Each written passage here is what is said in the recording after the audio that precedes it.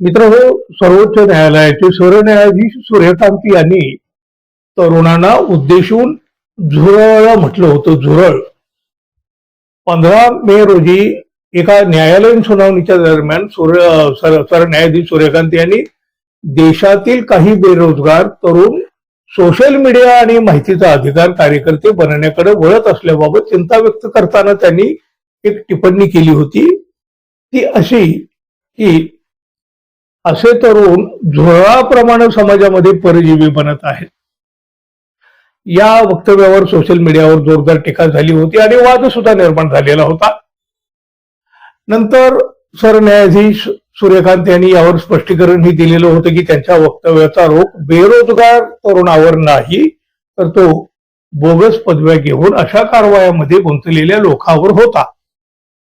सरन्यायाधीशांनी याचा खुलासा केला, पण तरीही देशातील तरुण सरन्यायाधीश सूर्यकांत यांच्यावर प्रचंड नाराज झालेला आहे.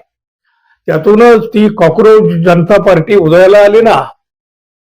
कॉक्रोच जनता पार्टीच्या निमित्तानं या तरुणाईची शक्ती एकवटताना दिसत आहे. संपूर्ण देशाचं लक्ष या शक्तीकडे वेधलेलं असून देशभरातून या पार्टीला समर्थन मिळू लागलेलं आहे. इकडे आपल्या देशामध्ये या धोरणाचे पडसाद उमटत असताना साता समुद्रा पलीकडे सुद्धा हा विषय गाजू लागलेला आहे आणि सरन्यायाधीश सूर्यकांत यांच्या लंडन मधील एका कार्यक्रमामध्ये या झुरळ प्रकरणावरून बराच गदारोळ झाला. युनिव्हर्सिटी ऑफ लंडनच्या वर्कबेक इथं बुधवारी म्हणजे 4 जून रोजी सरन्यायाधीश सूर्यकांत यांचं कृत्रिम बुद्धिमत्ता आणि आंतरराष्ट्रीय कायदा या विषयावर व्याख्यान आयोजित करण्यात आलं होतं. यावेळी झालेल्या प्रश्नोत्तराच्या तासादरम्यान उपस्थितांनी सरन्यायाधीश सूर्यकांत यांच्या झुरळाच्या टिप्पणीवर प्रश्न विचारला. सूर्यकांत यांना भारतातील लोकशाहीची स्थिती आणि विरोधाप्रती वाढते शत्रुत्वाच्या भावनेवर हा प्रश्न विचारण्याचा प्रयत्न झाला आणि इथंच गोंधळाची खरी ठिणगी पडली. या गोंधळाचा व्हिडिओ सुद्धा सोशल मीडियावर व्हायरल झालेला आहे. हा व्हिडिओ मी तुम्हाला दाखवतो, पण यावेळी नेमकं काय झालं होतं हे थोडक्यात सांगतो. भारतातील आणि आंतरराष्ट्रीय स्तरावरील अनेक कायदेशीर अभ्यासकांकडून आम्हाला ऐकायला मिळत आहे की भारतातील वाढत्या विरोधाच्या गळचेपीबद्दल मोठी चिंता व्यक्त केली जात आहे.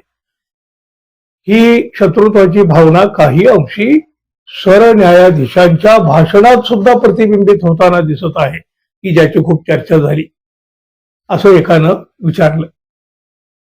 दुसऱ्या एका उपस्थितानं सरन्यायाधीशांना 15 मे रोजी न्यायालयात केलेल्या झुरळासंदर्भाच्या वक्तव्यावर प्रश्न विचारण्याचा प्रयत्न केला, ज्यावरून भारतामध्ये मोठा वाद निर्माण झालेला होता. यावेळी संयोजकांनी हस्तक्षेप केला आणि हे प्रश्न स्वीकारायला नकार दिला. संयोजकांना सांगितलं, मी पूर्ण आदरानं सांगू इच्छितो की हा प्रश्न मी घेऊ शकणार नाही, कारण आजच्या कार्यक्रमाचा विषय कृत्रिम बुद्धिमत्ता आणि आंतरराष्ट्रीय कायदा हा आहे, असं संयोजकांना सांगितलं. यावेळी जो काही गोंधळ निर्माण झाला, जो काही गदारोळ निर्माण झाला ना, त्याची जी व्हिडिओ क्लिप व्हायरल होते ना, ती व्हिडिओ क्लिप आधी बघा मित्रांनो.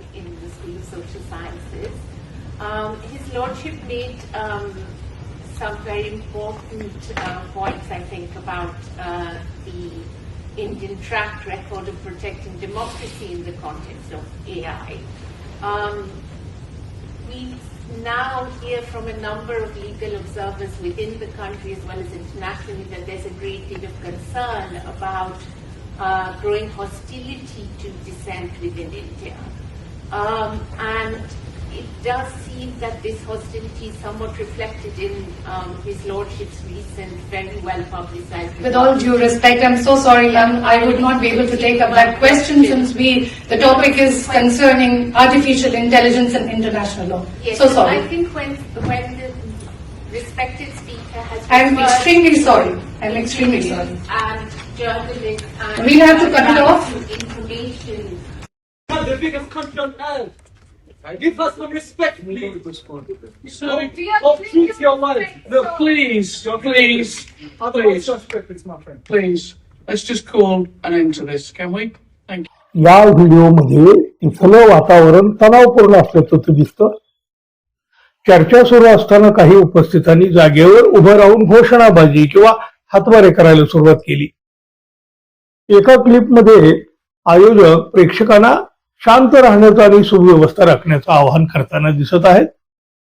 कृपया सर्वांनी शांत व्हा आणि हे थांबवा असं एक आयोजक म्हणताना ऐकायला सुद्धा येत आहे.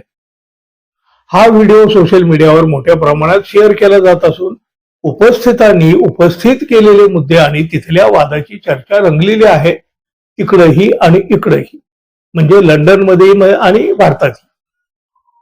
सरन्यायाधीशासमोर घडलेल्या या संपूर्ण प्रकारावर लंडन मधील हिंदुस्थानी दूतावासानं अधिकृत पत्रक काढून संताप व्यक्त केलेला आहे.